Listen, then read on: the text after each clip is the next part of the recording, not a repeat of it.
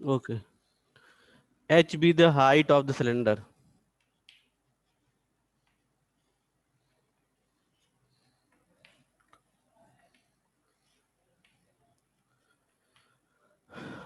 अब देखो ये, अगर हम ट्रायंगल ए बी सी की बात करें, ये बी है हमारा suppose,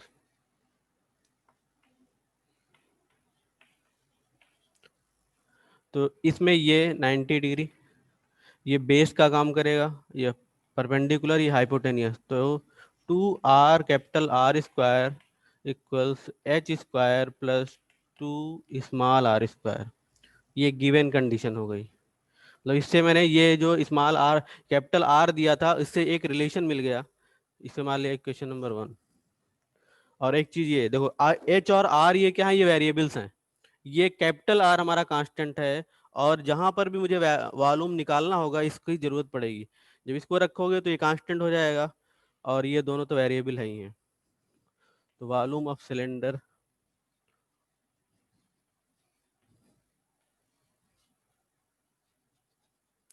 V equals pi R square H.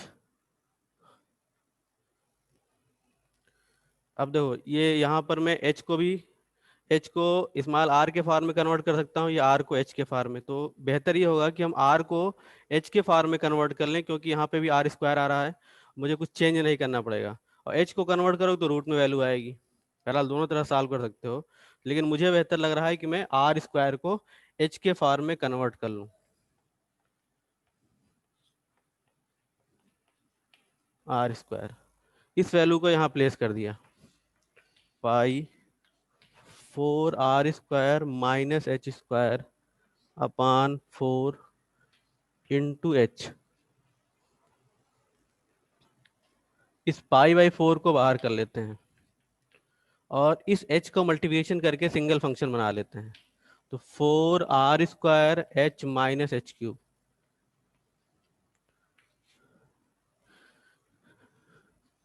Equation number 2, इसे डिफरेंशिएट कर लिया किसके रिस्पेक्ट में, h के रिस्पेक्ट में।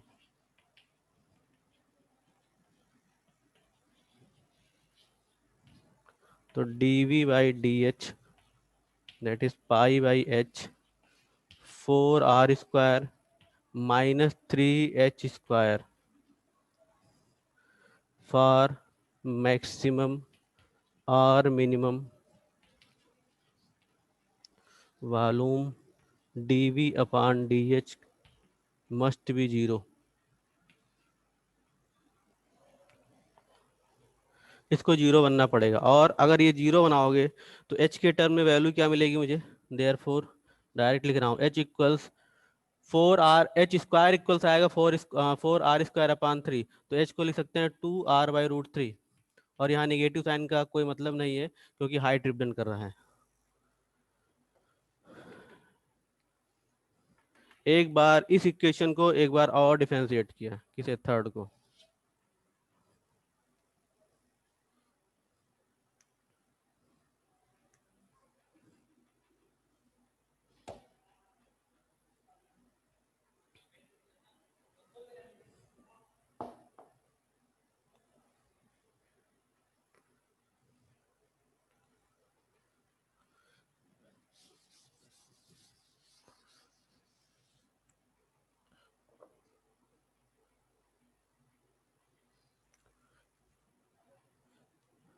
क्योंकि अब की बार एलओसी में पेरेंट सिग्नेचर नहीं है ना। हाँ, तो तुम लोग के लिए ये पिछले लास्ट ईयर तक पेरेंट्स के साइन भी होते थे एलओसी में। तो अब की बार जो है इस ईयर तो खाली तुम्हारा साइन है ना। हाँ, खाली कैंडिडेट सिग्नेचर है। हाँ, खाली चेक करना है। वो थोड़ा सा कन्वीनियंट कर दिया ना। पिछले साल तक क्या था कि जो अभी हम लोग को पता था कि पेरेंट साइन भी होते थे और कैंडिडेट भी साइन होते थे, स्टूडेंट भी साइन होता था। तो अब की बार खाली तुम्हें चेक करना है। तो चेक करने में किसी को भेजकर हम चेक करवा सकते हैं, या फिर खुद आके अपने डॉक्यूमेंट्स को, अपने डिटेल्स को अच्छी तरह से चेक कर सकते हैं।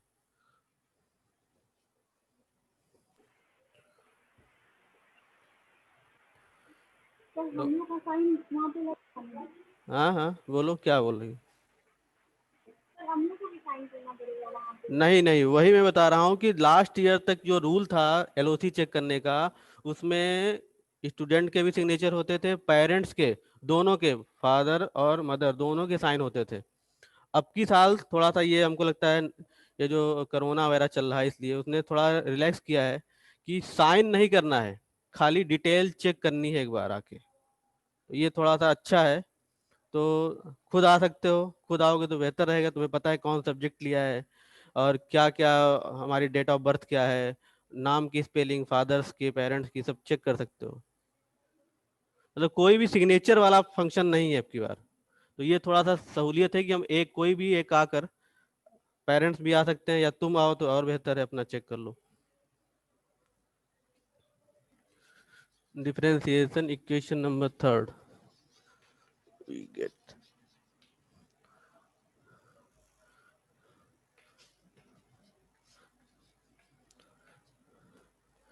तो ये जीरो हो जाएगा, यहाँ पे खाली आएगा π/4 जीरो। क्यों क्यों जीरो? क्योंकि आर कांस्टेंट है वहां पे, 6h, या बोल सकते हो ये निगेटिव वैल्यू हो गई। अब h हमारा पॉजिटिव है तो यहाँ पे प्लेस करने पर निगेटिव ही जनरेट करेगा। h equals 2r/3, sorry 2r/√3 d2v/dh2 is negative value, whatever the value, it does not matter. It means that our volume will be maximum here.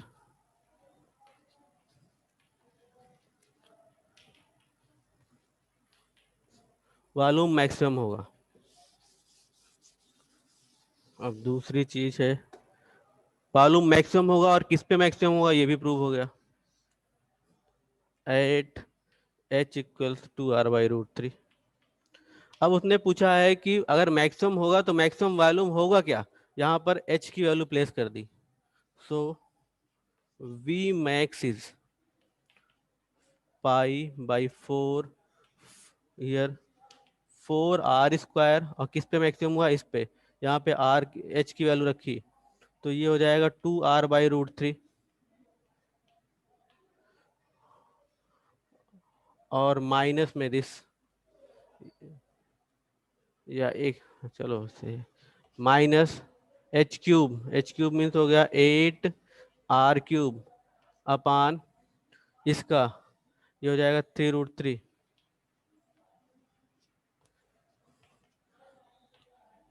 तो π/4 it is 8r³ upon √3, 8r³ upon 3√3।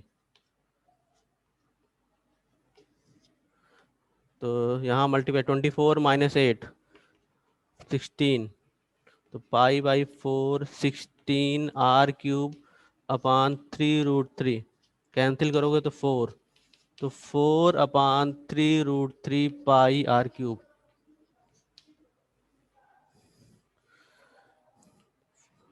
4 16 cancel होगा, तो पाई 4πr³ अपान 3√3। Answer match करा लेना, इसका answer आ रहा होगा कुछ, 4πr³ अपान 3√3।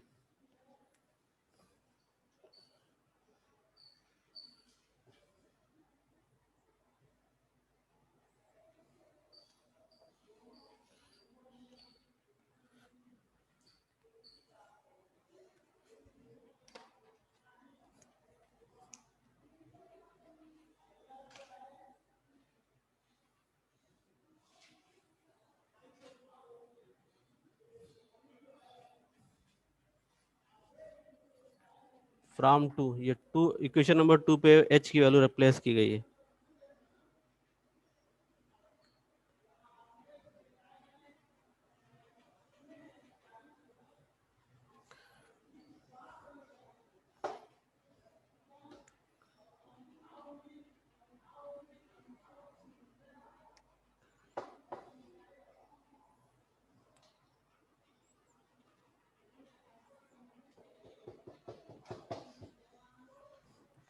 इधर का इरेज कर रहे हैं इस पार्ट को।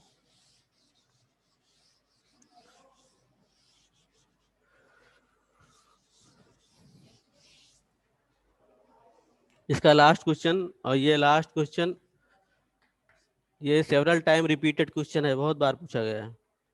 दो एक बार क्वेश्चन क्या कह रहा है, so that the height of cylinder of greatest volume which can be inscribed in right circular cone of height h and semi vertical angle is alpha is one third that of the cone and greatest volume of the cylinder is to 4 upon 27 pi h cube tan square alpha। थोड़ा सा इसकी language twist है, तो एक बार जरा question फिर से हम पढ़ लेते हैं। देखो क्या लिखा है, so that the height of cylinder, cylinder की हाइट ऑफ ग्रेटेस्ट वॉल्यूम, जब उसका वॉल्यूम मैक्सिमम हो, उस कंडीशन में सिलेंडर की हाइट जो कि एक कोन के अंदर रखा गया है और जिसकी हाइट h है और उसका सेमी वर्टिकल एंगल अल्फा है, वो हाइट क्या होगी, one third of the cone, वो कोन की 1/3 होगी, वन थर्ड होगी, और उसका सिलेंडर का maximum volume 4/27 pi H cube tan square alpha होगा।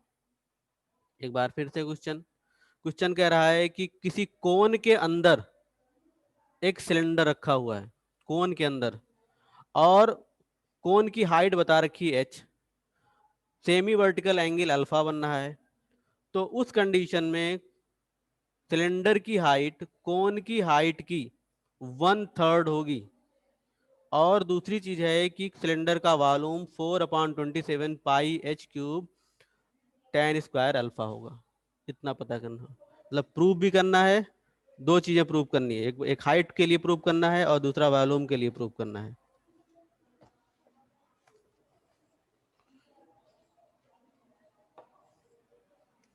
तो एक कोन पहले बनाते हैं,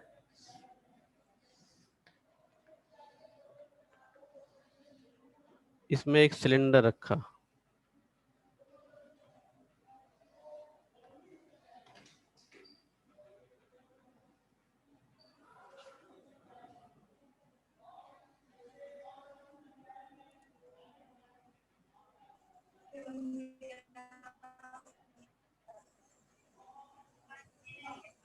जरा स्पीकर प्लीज ऑफ कर लेना अपने। देखो अब ये मान लेते हैं, देखो इसकी हाइट उसने दे रखी है, किसकी, इसकी हाइट, कोन की हाइट उसने h एज्यूम कर ली है। मैं मान लेता हूं कि इसका सिलेंडर का रेडियस r है, स्मॉल r,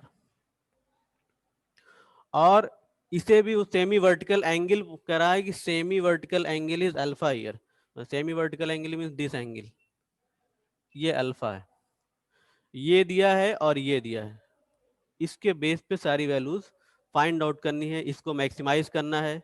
मैक्सिमाइज करने में ये देखना है कि इसकी हाइट टोटल हाइट का वन थर्ड है, एक चीज प्रूव करनी है, और दूसरी चीज है कि इसका वॉल्यूम ये प्रूव करने को आ रहा है कि 4/27 pi H cube tan square alpha आएगा, ये प्रूव करना है। तो मतलब यहाँ पर tan के टर्म में वैल्यू आ रही है, इसलिए हमको एंगल यूज करना पड़ेगा, इसीलिए उसने एंगल दे भी रखा है। तो जरा हम मान लेते हैं ये ए पॉइंट है, ये बी, ये सी। तो इस हाइट को, ये किसकी हाइट है, what is the given here, थोड़ा ये क्वेश्चन अच्छे समझना, given, what is the given, height of cone, that is small h, and semi vertical angle,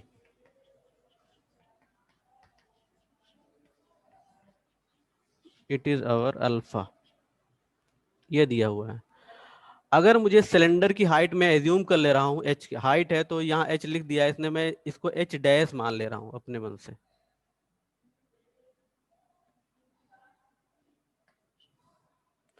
late, ये गिवन कंडीशन हो गई, let height of cylinder is h dash, और radius अपने मन से कैपिटल आर स्मॉल आर जो मानना हो मान लो, let radius of cylinder is small R, ये दोनों लेट वाले पार्ट हैं। अब जरा मैं इस पार्ट को रिमूव कर रहा हूँ इधर से।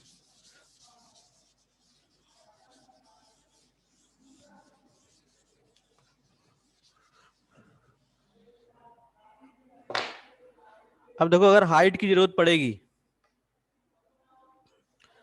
मुझे प्रूव क्या करना है, क्या प्रूव करना है? We have to prove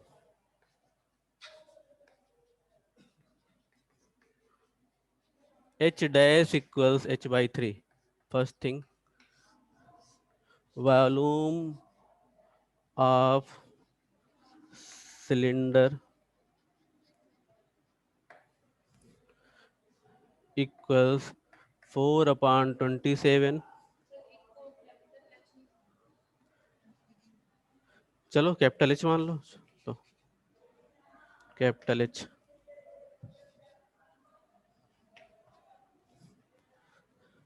4/27 pi h³ tan square alpha.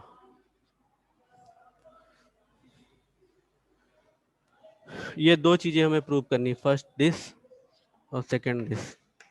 कब? When volume is maximum.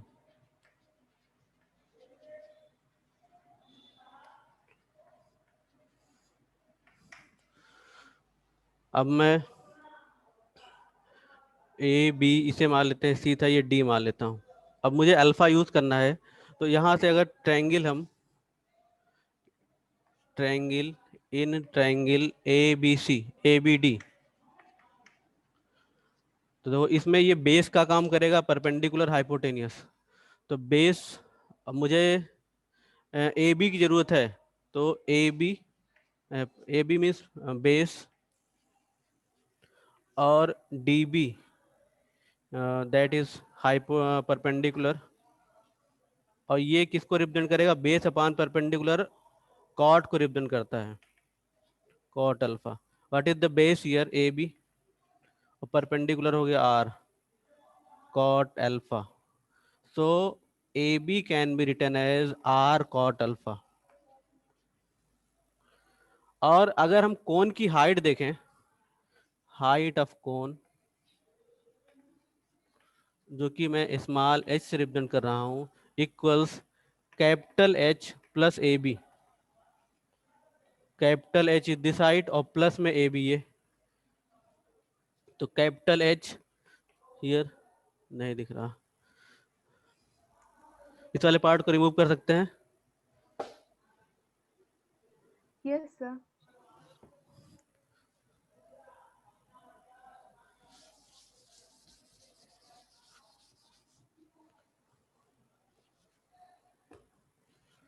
It is capital H plus R cot alpha. Equation number इसे 1 मार्क मैंने। यहाँ से हम जहाँ जरूरत होगी वहाँ वैल्यू यूज कर लेंगे। वॉल्यूम ऑफ सिलेंडर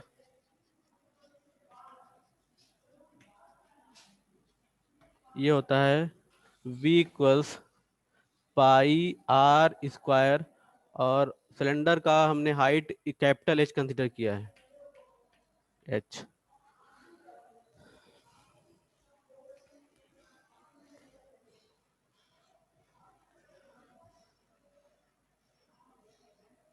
और एक चीज हो, ये दो, ये गिवन है,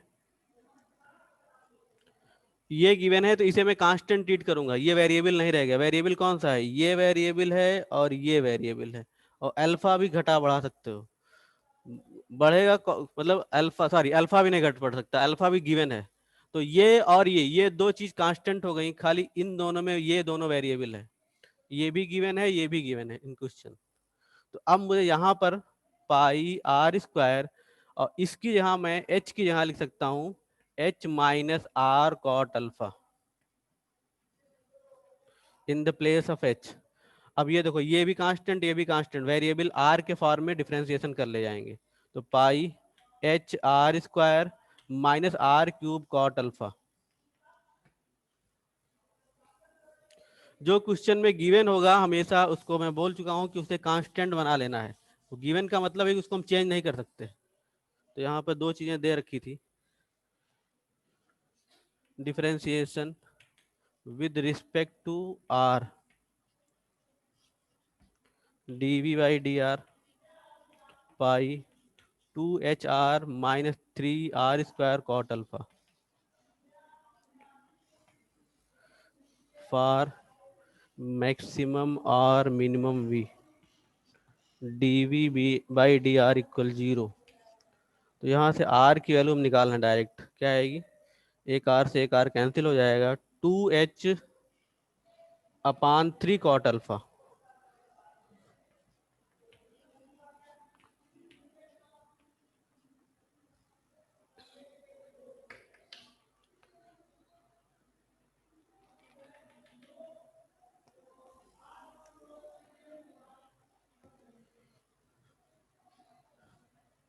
इस पार्ट को इधर से हटा रहा हूँ।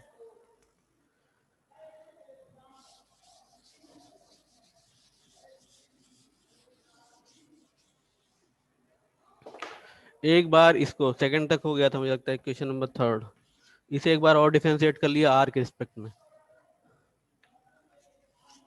Again differentiating equation 3 with respect to r, तो d2v upon dr2 pi 2h minus 6r cot alpha। अब ये आएगा तुम्हारा, इसमें चाहो तो h को रख कर देख, r को रख कर देख लो, या डायरेक्ट देखो, डायरेक्ट तो आएगा नहीं, r को रख दिमाग में रख के देख लो क्या आएगा। यहाँ r की वैल्यू रखेंगे 2h अपान 3 cot alpha, तो cot alpha से cot alpha कैंसिल, 3 से ये 6 कैंसिल होगा, तो ये हो जाएगा उप यहाँ पे जैसे आएगा 2h 6 2h अपान 3 cot alpha into cot alpha, ये कैंसिल, इससे ये कैंसिल, तो पाई 2h माइनस 4h दिख रहा है निगेटिव वैल्यू होगी। सो v is maximum here, value maximum हो गया। अब दूसरी चीज है कि हमको, पहली चीज है कि h की वैल्यू पता करनी है कि h क्या आएगा। मतलब पहला क्या प्रूव करने को बोला था, कैपिटल H इक्वल्स h/3 ना, लिखा है तुमने ना, कैपिटल H इक्वल्स h/3, वहां पे इक्वेशन नंबर 1 पे वैल्यू प्लेस कर दी, ये प्रूव करना है पहला। फ्रॉम 1 H इक्वल्स है कैपिटल H और R की वैल्यू रख दो, तो ये हो गया R कॉट अल्फा है, तो कैपिटल H R की जगह हो गया 2H अपान 3 कॉट अल्फा और इंटू कॉट अल्फा, ये और ये कैंसिल हो जाएंगे, तो ये हो गया H equals capital H plus 2H/3।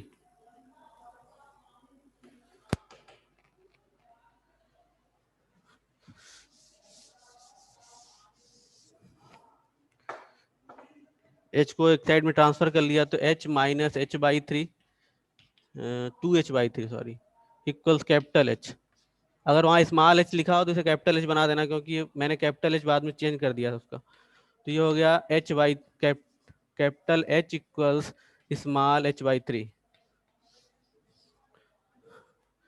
अगर h की जगह h डैश लिखा हो तो उसे चेंज कर लेना, जहां प्रूफ मैंने लिखा था, प्रूफ 1 एंड 2, फर्स्ट क्या प्रूफ करना है, हाइट प्रूफ करना है, दूसरा वॉल्यूम प्रूफ करना है।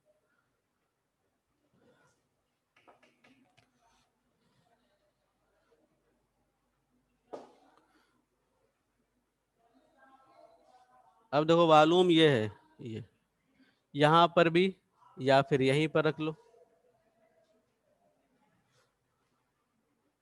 h के टर्म में वॉल्यूम आ रहा है हमारा, तो एक चीज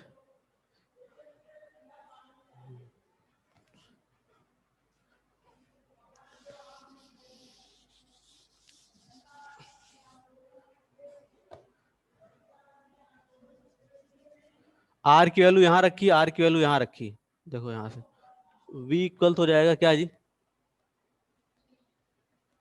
पढ़ाते हैं बात ना किया करो, जो दिक्कत हो हमें से बोलो, अच्छा बुरा खराब जो को तुमको समझ में आ रहा। आर की वैल्यू, आर हमारा आएगा यहाँ से, तो तुमने आर कितना आया था तुम्हारा 2H 2h/3 कॉट अल्फा, यही था ना। आर की वैल्यू कितनी थी तुम्हारी?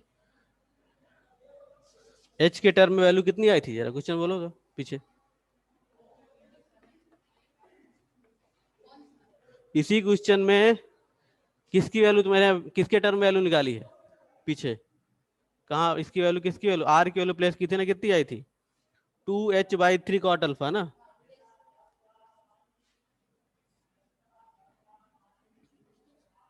इस वाले इक्वेशन पे मैं वैल्यू रख रहा हूँ।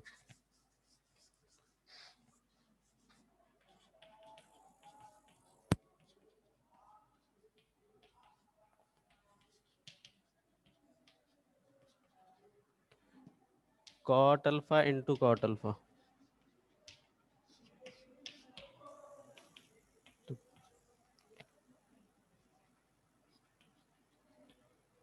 कॉट अल्फा तो पाई, ये हो जाएगा 4h² / 9, और काट ऊपर जाएगा तो tan² अल्फा बन जाएगा, और into h/3,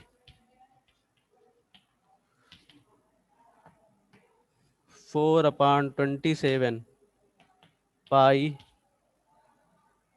h³ tan² alpha, it is our volume.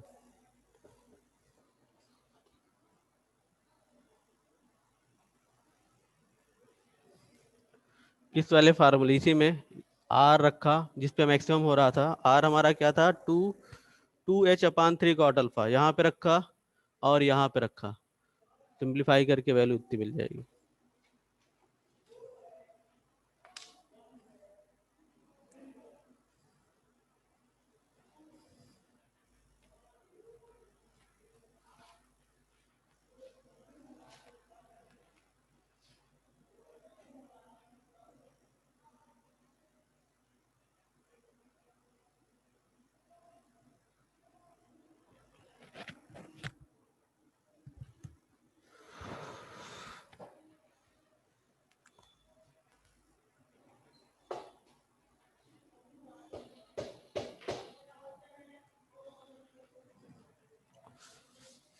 इसको मैं हटा रहा हूँ यहाँ से।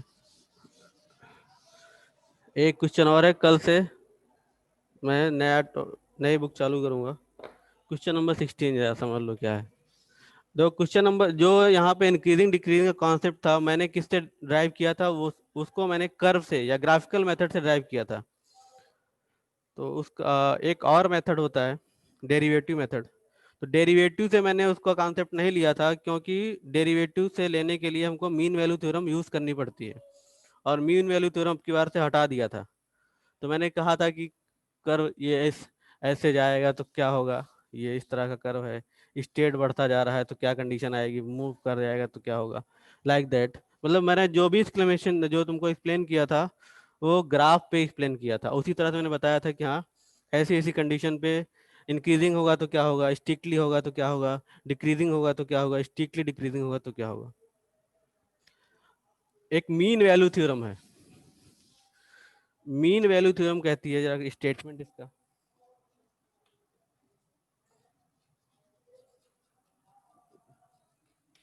ये कहती है कोई फंक्शन हो कॉन्टिन्यूअस हो क्लोज इंटरवल में, डिफरेंशिएबल हो ओपन इंटरवल में। मतलब एक इंटरवल हमने कंसीडर कर लिया ए बी सपोज, तो पूरे इंटरवल में कॉन्टिन्यूअस हो और एक्सट्रीम पॉइंट को छोड़कर भी डिफरेंशिएबल हो सकती है। तो उस कंडीशन में एक पॉइंट सी उस इंटरवल में जरूर एराइज करेगा जिस पर first derivative F B minus F A upon B minus A होगा, where A and B are the extreme points of the interval. तो अगर इसका स्टेटमेंट हम बोले तो ऐसा है, A function is function f x suppose is continuous on closed interval a b and differentiable on open interval a b, then there is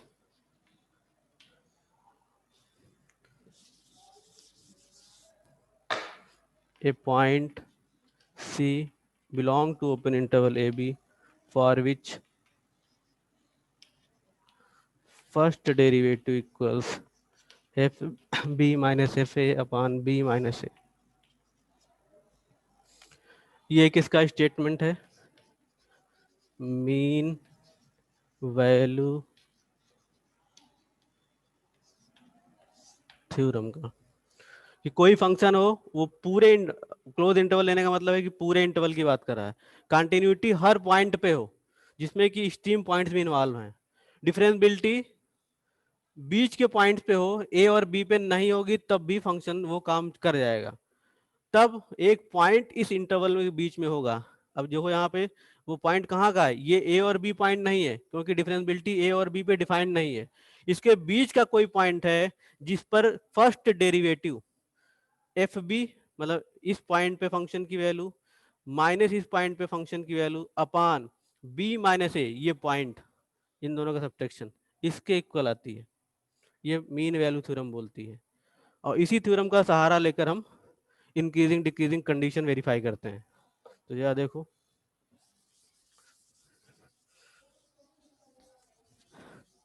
जरा इसका प्रूफ भी जब ये ग्राफिकल प्रूफ ही है।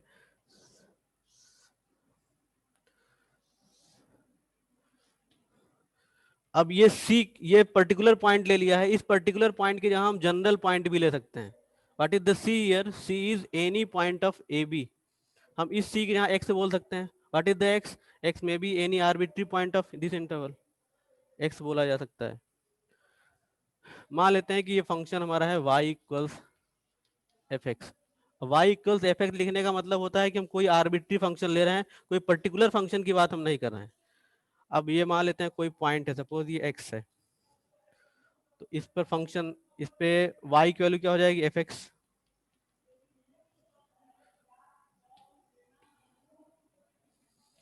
एक पॉइंट सपोज ये b है और ये a है।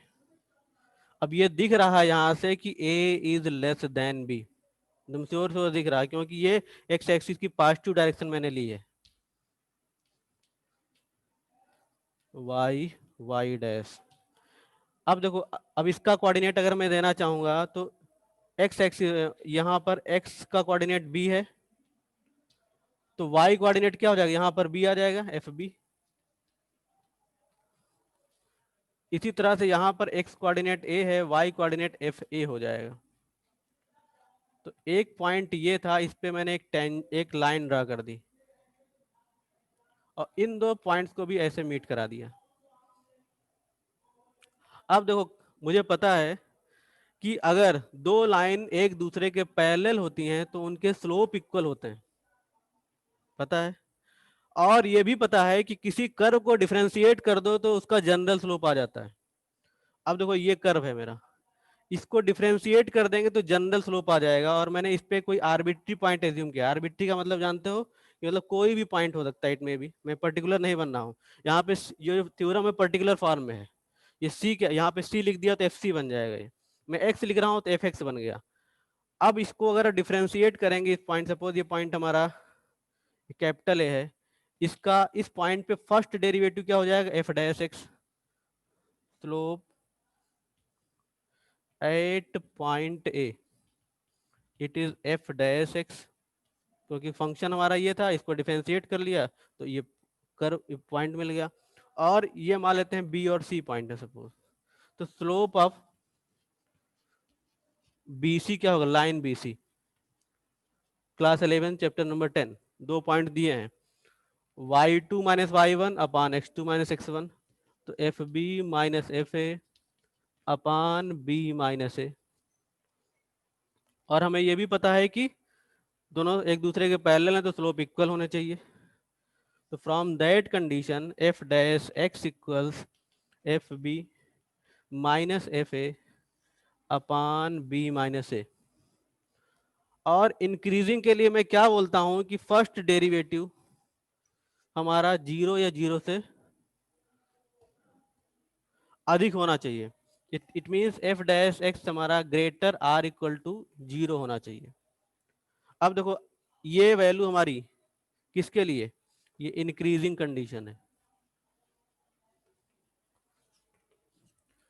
इस पूरी वैल्यू को ग्रेटर आर इक्वल टू 0 कर दिया मैंने। ये थोड़ा सा मैं स्टेटमेंट यहां से रिमूव कर रहा हूं।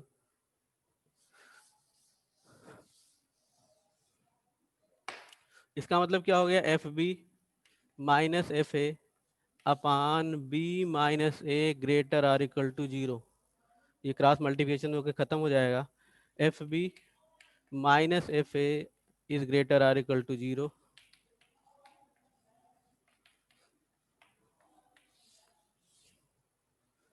क्या कंडीशन आएगी, ए की वैल्यू अगर बी से छोटी होगी तो एफ ए भी क्या होगा, एफ बी से छोटा होगा। तो कंडीशन क्या होगी, इंक्रीजिंग कंडीशन जनरेट हो गई। तो ये जो थ्योरम जो